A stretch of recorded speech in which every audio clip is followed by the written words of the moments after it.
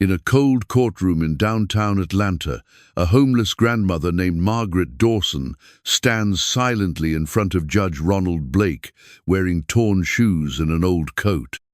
Judge looked over his glasses and laughed. "You really thought you could just walk in here dressed like that and not be a joke?" His voice was loud, and his laughter echoed across the marble walls. Some people in the back chuckled. The bailiff smirked. Even the clerk beside the judge raised her eyebrows like Margaret was nothing more than a strange interruption in a busy day. But Margaret didn't move. Her eyes met the judge's without fear. She didn't say a word. She didn't have to. Her silence said more than their laughter ever could.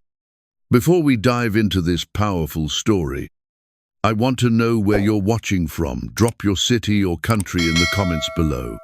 And if you believe in justice, love, and second chances, hit that like button right now. Don't forget to subscribe, because what happens next will leave you speechless. This isn't just another courtroom drama. This is the story of a homeless grandmother, a mocking judge, and a courtroom moment so powerful it made the whole world stop and listen. Trust me, you won't want to miss a single second of what happens next. There was a story behind those eyes, a deep, long story. A story of pain, of loss, of a little girl who once held her hand tight and called her Grandma, a girl who was now gone. And this courtroom was the last place Margaret had left to bring her back. But no one cared about her story. To them, she was just another homeless woman wasting their time. "Do you even have a lawyer?" Judge Blake asked sharply. "Or are you planning to represent yourself in this, whatever this is?" Margaret opened her mouth to answer, but just then the doors at the back of the courtroom creaked open. A tall man in a dark grey suit stepped in. His shoes were polished, his tie was straight, his face was serious, and his eyes went straight to Margaret. He didn't sit down. He walked directly toward the front, confident, controlled, like he had done this hundreds of times before. The room fell silent. The judge frowned. "Excuse me, this is a closed hearing. Who are you?" The man stopped beside Margaret. He placed his briefcase gently on the table and finally looked at the judge. "My name is David Knight," he said, "and I'm representing Ms. Dawson." Margaret looked at him, surprised, confused, and maybe even a little hopeful. Judge Blake leaned back in his chair and narrowed his eyes. "You're joking." David didn't smile. "I never joke in court." And just like that, everything started to change. 2 nights before the courtroom scene, Margaret Dawson lay on a wooden bench in Washington Park, not far from the courthouse. The cold slipped through her coat like it wasn't even there. She pulled a thin blanket tighter around her, but it didn't help much. Her bones ached, her feet were sore, and her stomach hadn't felt full in days. But in her hands, she held the one thing that gave her strength, a small, worn photograph.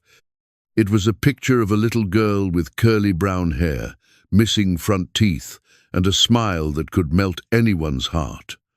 On the back, written in faded black ink, were the words, "Emily, age 6, Grandma's sunshine."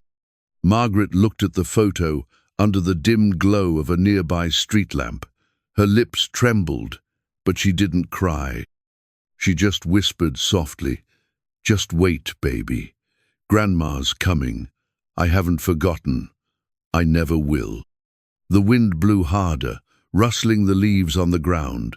Some nearby teens laughed as they walked past, not even noticing her. A police cruiser slowed, looked at her, then drove on without stopping. No one cared. She was just part of the scenery, another invisible soul under the stars. But Margaret had come to Atlanta for a reason. She wasn't lost. She wasn't broken. She was on a mission. Her granddaughter, Emily Grace Dawson, had gone missing from the foster system 6 months ago. They told Margaret she wasn't fit to raise her, that she didn't have a job, a home, or a husband. They took Emily away like she was a suit casino questions. No goodbyes. But Margaret never stopped searching. She asked questions. She followed leads. She slept in churches, on buses, in shelters. She kept the photo safe under her coat. She carried it like a badge of honor. Now, after 6 months of walking, writing letters, and facing closed doors, she had finally made it to Atlanta, where Emily's last case file ended. She had found something important. A document. A name. A mistake in the system. Something no one else had noticed. But Margaret did. And now she was walking into court to bring it all to light. She knew the judge wouldn't believe her. She knew they'd laugh. They always did. But she didn't care. Because this wasn't about pride, or fear, or even survival. This was about Emily. And for her, Margaret would risk everything, even if it meant standing alone. 6 months ago, Margaret Dawson's world collapsed again. It started with a phone call. A woman from the Department of Family Services said, "We've moved your granddaughter to a new home. She's safe. There's no need for you to worry." Margaret's hands shook as she held the phone. "Why wasn't I told before? She's my family. I'm her only living relative." The woman's voice was flat. "Ma'am, you're homeless. You don't have legal custody. The state makes decisions based on what's best for the child." And just like that, Emily was gone. No address, no contact, no answers. Margaret tried to fight back. She called the office every day. She visited every place they sent her. Most times, she was turned away before she could even explain who she was. To the system, Margaret wasn't a grandmother. She was a file number. A poor, older woman with no home, no car, no influence. She was easy to ignore. But Margaret didn't stop. In the basement of an old shelter, she met a retired caseworker named Ms. Lana Price, who remembered her from years ago. Ms. Price whispered, "There was something off about Emily's file. The papers didn't match. There was no proper hearing for the last placement. It looked rushed." She handed Margaret a thin folder with copies letters, case numbers, and one important document with a judge's signature that shouldn't have been there. Margaret studied every page. She didn't understand all the legal terms, but she understood one thing clearly. Someone wanted Emily gone and fast. But why? Margaret didn't know yet, but she believed someone was trying to hide something. And so she traveled to Atlanta, where the last papers were filed. She carried the folder under her coat like it was made of gold. She kept it dry through storms. She never let it out of her sight. Every step she took, every cold night she survived, brought her one step closer to the truth. She wasn't in court for money. She didn't want attention. She didn't want pity. She came for justice, and not just for herself, but for a 10-year-old girl who had no one else left. And she knew, even if it took everything she had, she was going to be heard. Even if they laughed, even if they pushed her aside. She had walked through fire to get here. And Margaret Dawson was not leaving without a fight. The courtroom felt colder than ever. Margaret Dawson stood in the center like a tree in a storm-tired, weathered, but unshaken. Judge Ronald Blake tapped his pen on the bench, clearly annoyed. "You old folks waste everyone's time. No address, no income, no rights." He didn't hide his disgust. "Your Honor," the prosecutor chimed in, "she's not even on the docket. She wandered in here with no legal standing and no attorney. I suggest she be escorted out." Margaret looked around the room. No one was on her side. Not the judge, not the lawyers, not the clerk. But still, she didn't move. She reached into her coat and pulled out the small folder she had carried through rain and wind, hunger and heat. The edges were frayed, but the papers inside were dry, protected. "I have the right to be heard," Margaret said, her voice calm but strong. "This is about my granddaughter's life." Judge Blake raised an eyebrow. "You think just walking in here with some papers gives you the right to speak?" "I do," she answered, "because no one else will." The judge leaned back in his leather chair, put his hand to his mouth, and let out a laugh. A deep, sarcastic laugh that filled the room like poison. "You know what this is?" he said, looking at the prosecutor. "It's comedy, pure entertainment." The bailiff chuckled again. A few people in the gallery smiled, watching like it was some kind of sad show. But Margaret held her ground. "I may not have money," she said, her voice a little louder, "but I have truth. I may not have power, but I have proof. Emily is in danger, and you are too proud to see it." The room went silent. Judge Blake narrowed his eyes. "That's enough. Bailiff." But before he could finish, the courtroom doors creaked open with a loud, echoing sound. Everyone turned. In stepped a tall man in a dark grey suit. He walked in slowly, confidently, like he had done this 100 times before. His eyes scanned the room, calm but sharp, and then landed on Margaret. She blinked in surprise. The man gave her the smallest nod, then stepped forward toward the front of the room. "Excuse me," he said clearly, his voice deep and steady. "My name is David Knight, and I'm here to represent Miss Dawson." The entire room froze. Judge Blake's face twisted in confusion. "You're joking." David looked straight at him. "I never joke in court." All eyes turned to the man who had just entered the courtroom. He walked like someone used to being in charge, his posture straight, his steps quiet but firm. His suit was sharp, dark grey with thin pinstripes. His shoes shined. His tie was perfectly knotted.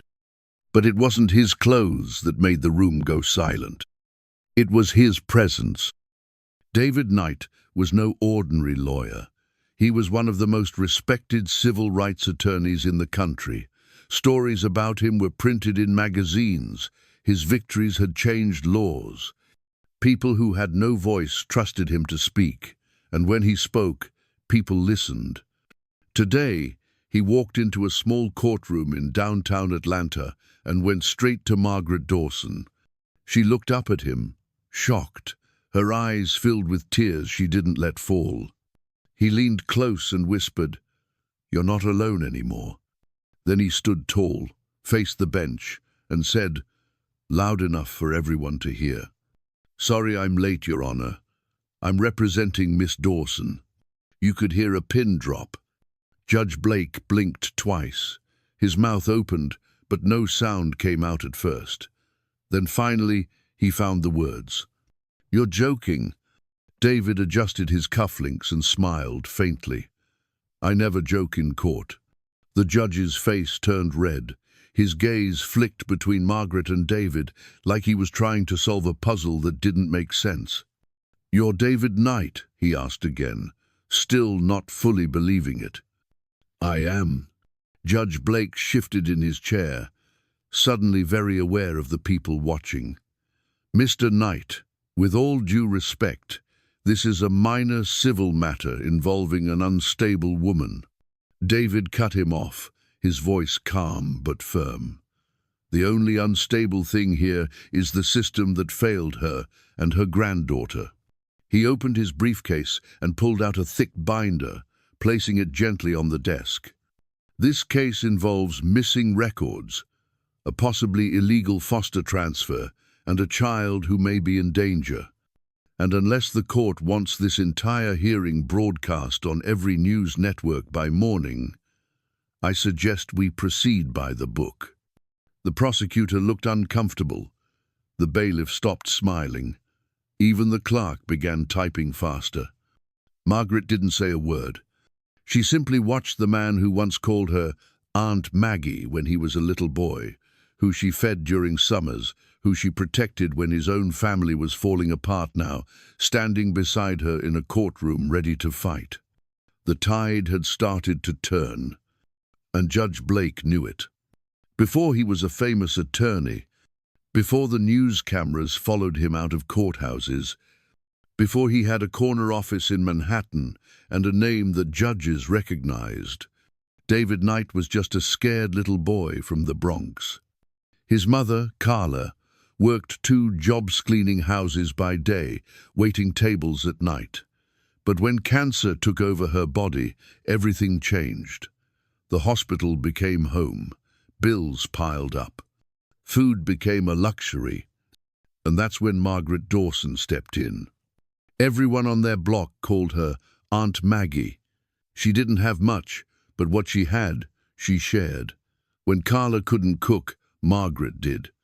When David was left alone after school, Margaret kept him at her place, fed him, helped with homework, even walked him to the bus stop. She wasn't a blood relative, but she was family. David remembered sitting at her kitchen table, legs swinging under the chair as she stirred soup on the stove. "Don't let this world make you hard, baby," she used to say. "You be strong, but stay kind."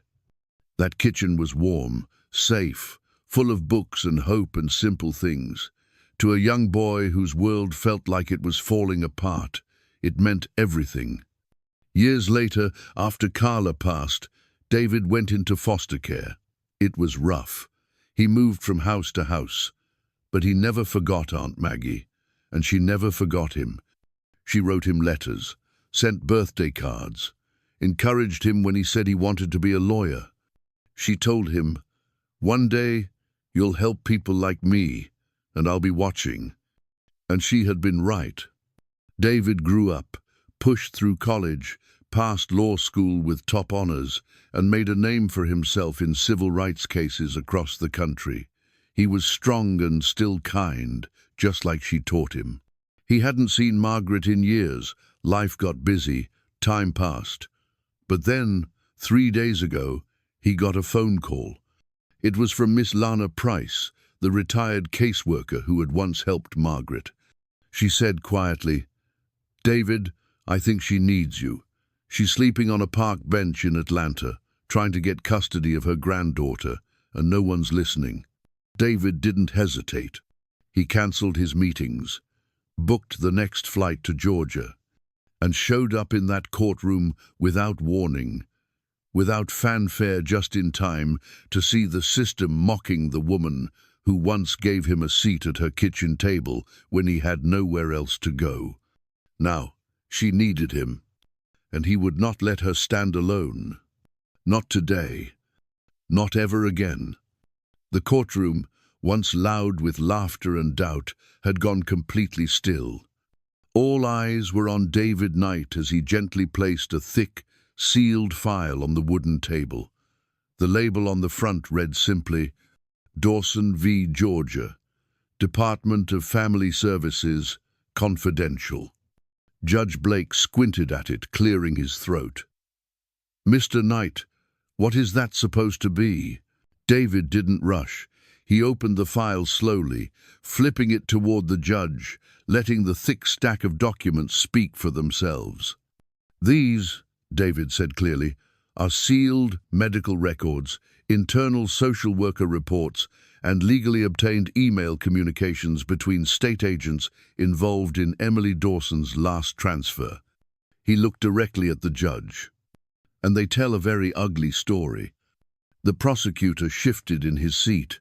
The bailiff stood straighter. Even the judge stopped tapping his pen. David pulled out the first paper and read aloud, "Child transferred from licensed foster home to unregistered caretaker, pending final payment confirmation." A murmur rose in the courtroom. David continued, placing each page neatly on the table. Email from private agency requesting expedited processing due to financial interest in the adoption. Unsigned authorization forms. A missing home visit report, one missing birth certificate, no Guardian interview.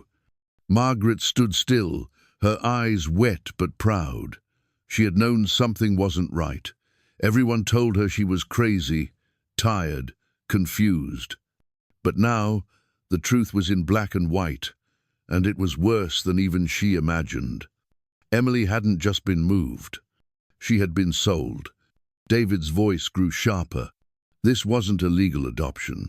It wasn't even safe. It was a business deal, a rushed, backdoor transaction that put a 10-year-old girl into the hands of strangers for money. Gasps echoed through the courtroom. Judge Blake sat frozen, jaw tight, eyes scanning the documents. "You signed the transfer order, Your Honor," David added, placing a highlighted page in front of the bench. "But this order was based on false reports and incomplete documentation. That makes the transfer not only unethical, but possibly illegal." The judge's face turned pale. The prosecutor leaned over to whisper something, but David raised a hand. "Not now," he said firmly. "Miss Dawson has waited long enough. She came here in rags. You laughed at her, and yet she was the only one telling the truth." The courtroom was completely silent. For the first time, Judge Blake didn't have a comeback. His arrogance had cracked. In the middle of it all stood Margaret Still in her old coat, her shoes worn thin but holding her head higher than ever before. Because the truth was finally on the table, and no one could laugh it away now. Judge Ronald Blake could feel the sweat collecting under his collar. His hands, once firm on the bench, now trembled slightly as he flipped through the documents David had laid out. Line after line pointed to something no judge ever wanted attached to their name and negligence. Blake had signed off on the adoption paperwork months ago. It had been one of many cases, a small file that came across his desk late on a Friday afternoon. He hadn't read every page. The clerk said everything looked routine. The agency was licensed. No red flags were marked. He remembered thinking, another transfer, another signature, done. But now, that forgotten decision sat in front of him, ready to destroy his career. David paced slowly as he spoke. "Your Honor, you didn't just sign a piece of paper. You helped move a child without verifying her safety, without checking on the family, without reviewing the missing files, and someone profited from it." The judge clenched his jaw. David continued, calm and controlled. "But I'm not here to argue guesses.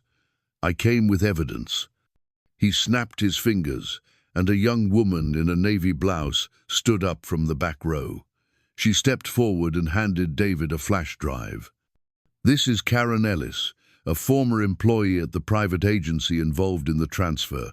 She's willing to testify under oath that she was told to delete parts of Emily Dawson's case file before it was submitted to the court." Judge Blake's eyes widened. David plugged the flash drive into a courtroom monitor. On the screen, an email thread appeared between two agency staffers. One line stood out, bold and undeniable. "Wipe anything that could delay this deal. The judge won't notice. He never reads the attachments." The courtroom gasped again. The judge gripped the edge of his desk, his face now visibly red. But David wasn't done. He took out his phone and placed it on the speaker dock. "This," he said, "is a phone call recorded 2 weeks ago with Greg Simmons, the agency director.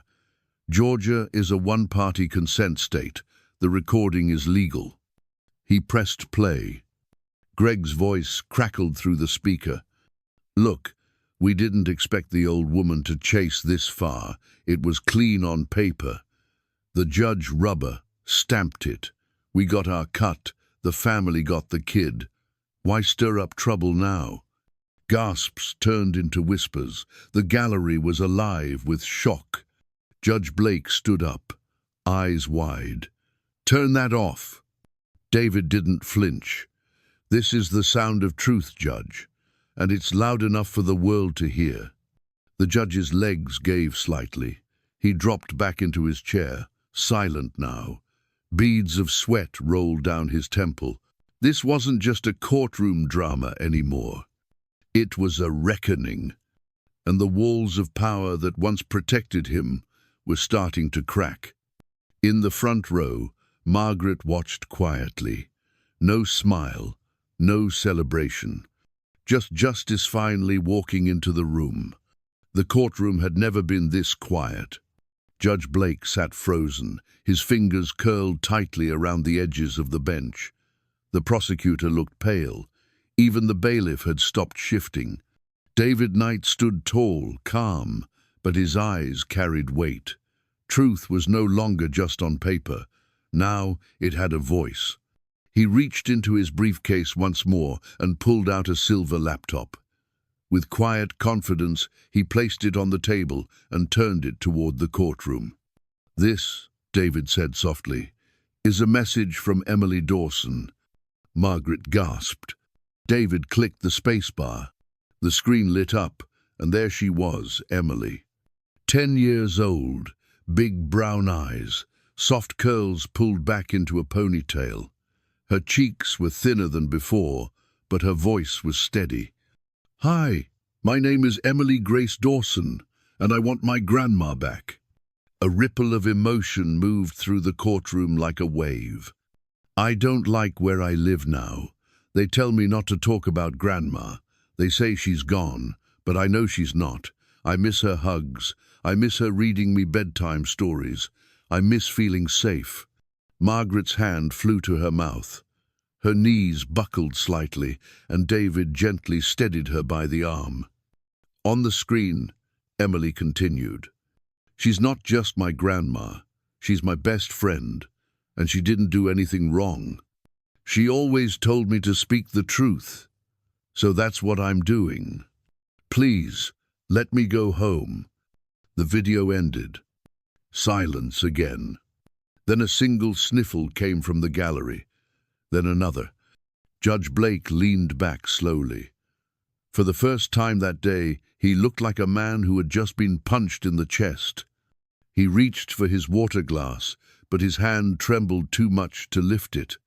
Emily's voice still hung in the air, even though the screen had gone black. David let the silence linger, let it soak into the walls, the wood, the people in power. Then he spoke, softly but firmly. "Your Honor, this isn't just a legal mistake, it's a human one. A child has been stripped from the only person who ever truly loved her, and all this court could do was laugh." The judge's mouth opened slightly, but no words came. Margaret stood there, still as stone, but her eyes sparkled now not from tears alone, but from something stronger. Hope. The courtroom wasn't just looking at a grandmother anymore. They were looking at a fight around the little girl who still believed in her. At first, the only sound in the room was the soft hum of the air conditioner.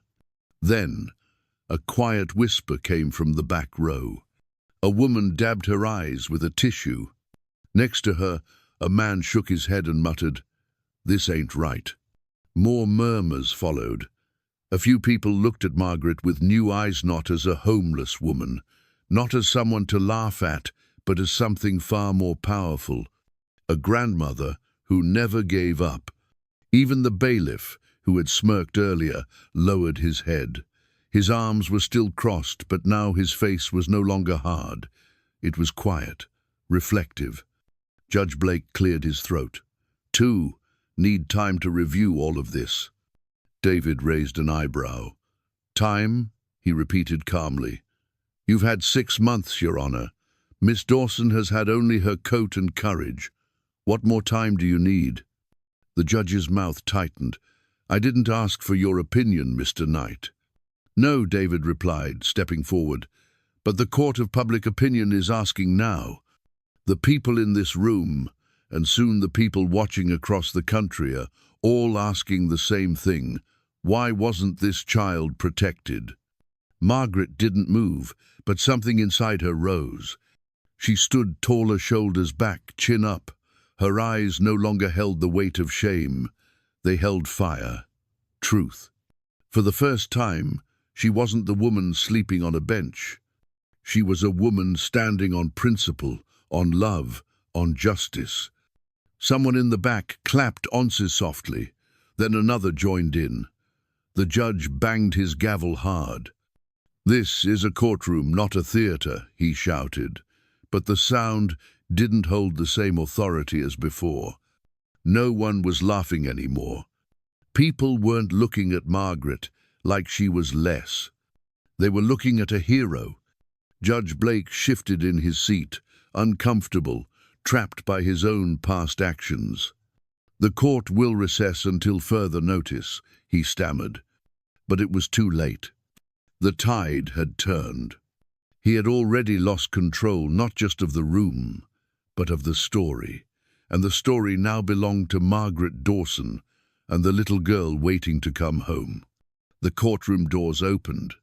But this time, Margaret Dawson didn't walk out as just a poor old woman in a torn coat.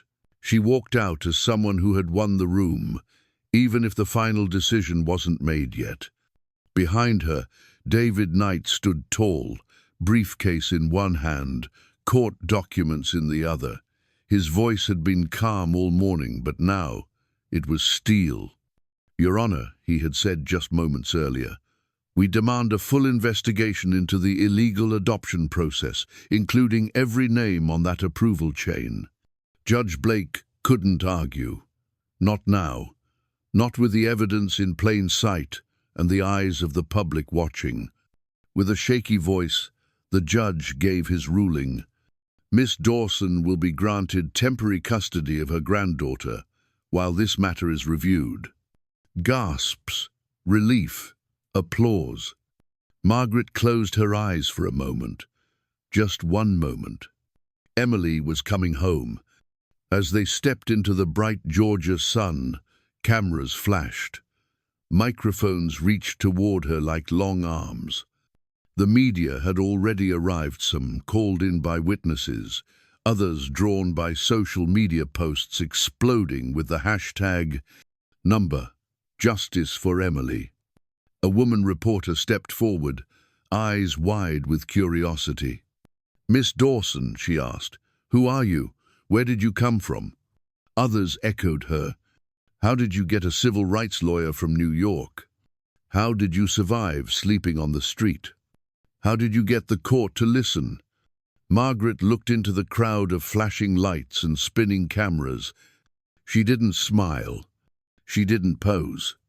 She just said one sentence, strong and clear.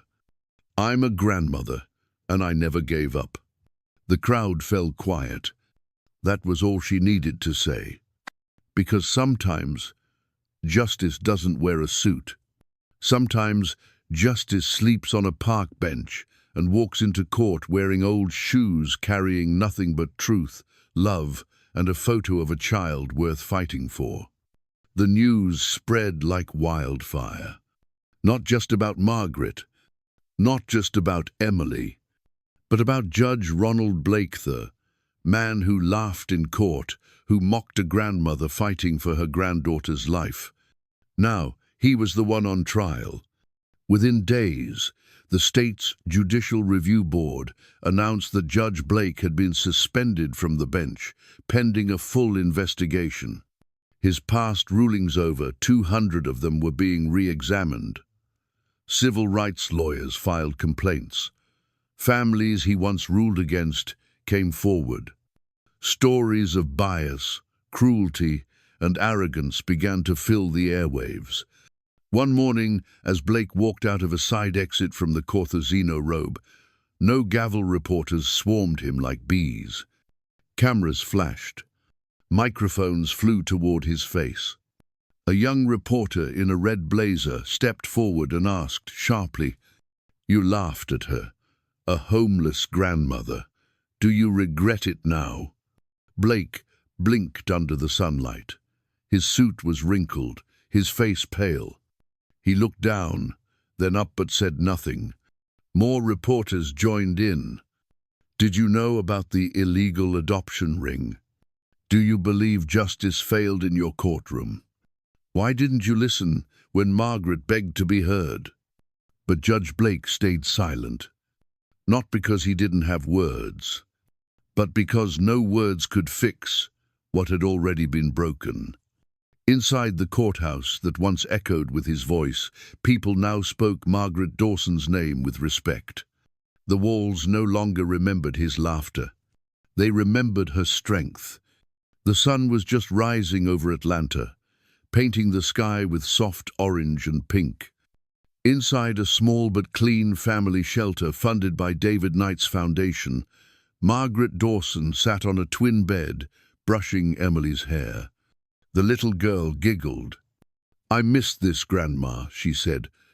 Margaret smiled, her eyes wet with happy tears. "Me too, baby. Me too." The room wasn't big. The furniture was simple. A second-hand bookshelf held 3 children's books. The beds creaked. The heater made a small humming sound. But to Margaret, it was a palace. Because Emily was here. Safe. Loved. Home. Across the room, David stood by the doorway, smiling. "I've got people working on a permanent housing plan," he said gently. "You'll both have a real place soon, but for now, you've got this, and each other." Margaret nodded. This is more than enough. The world outside hadn't stopped buzzing. Margaret's story had been shared on the news, online, in magazines. They called her the grandmother who wouldn't give up. But she didn't care about the attention. She didn't want fame. She just wanted family. Emily crawled into her lap and whispered, "Are we going to be okay now?" Margaret wrapped her arms around her and whispered back, "We already are. No mansion, no makeup, no big car. But inside this shelter, there was warmth. There was peace. There was love. And there was a story the world would never forget. A story about a woman who had nothing but gave everything for the one person who mattered most, her granddaughter. 1 year had passed. The leaves outside Pine Hill Elementary rustled in the autumn breeze as students, parents, and teachers gathered inside the school gym for the annual Courage and Kindness Assembly. At the podium stood a 10-year-old girl in a bright blue dress. Her curly hair was neatly tied back, her hands slightly nervous at first, but her voice, steady, brave, strong. It was Emily Dawson. She looked out over the sea of faces, some smiling, some curious, some holding tissues. Then she began. "A year ago, I didn't know where my home was. I didn't know if I'd ever see my grandma again, but she never stopped looking for me. She had no house, no car, no money. People laughed at her. But she still came. She still stood up. She still fought." The room was silent now. "My grandma taught me that even if you lose everything, you can still fight for what's right." In the front row, Margaret sat holding a folded program in her lap. Her eyes sparkled, her back was straight, her heart was full. The crowd clapped, then stood. The principal wiped her eyes. The school counselor whispered, "That little girl has more courage than most adults I know." Emily stepped down from the stage and ran straight into her grandmother's arms. And Margaret, holding her close, whispered just one word in her ear. "Always." Weeks later, life had settled into a quiet rhythm. Margaret and Emily still lived in the shelter, but David's team had found them a small apartment nearby. Emily was enrolled in school. Margaret was starting a part-time job at the community center. Every day was still a fight, but it was a new kind of fight, one with hope. One afternoon, David arrived with a man in a blazer and sunglasses. "This is Michael Hart," David said. "He's a movie producer from Los Angeles." Margaret raised an eyebrow. Michael extended his hand, eyes wide with excitement. Ma'am, we've seen your story on every news channel. People everywhere are talking about you. We'd like to make a film your life, your courage, your granddaughter. Margaret didn't shake his hand. Instead, she walked over to the window and stared outside. Across the street, a mother was holding her child's hand. A teenager helped an old man cross the road. Life moved on, quiet, simple, beautiful. She didn't turn around as she spoke. Tell them I wasn't special. The room fell silent. Tell them I was just a grandma who refused to be invisible. David smiled quietly. Michael lowered his camera phone, touched by her words. The world saw a woman in torn shoes, Margaret added, her voice steady. But all I ever wanted was for someone to see the child I was fighting for. Emily came running in with a school paper in her hand. Grandma, look, I got a gold star. Margaret knelt down and hugged her tightly. That's the only award I ever wanted. Outside, the world kept watching.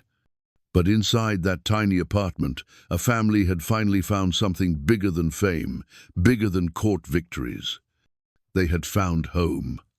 If this story moved you, don't forget to like, subscribe, and share with someone who believes in the power of family and justice. Comment below. Would you fight the world for someone you love? Turn on notifications so you never miss a story that reminds us. Real heroes don't wear capes, they wear courage.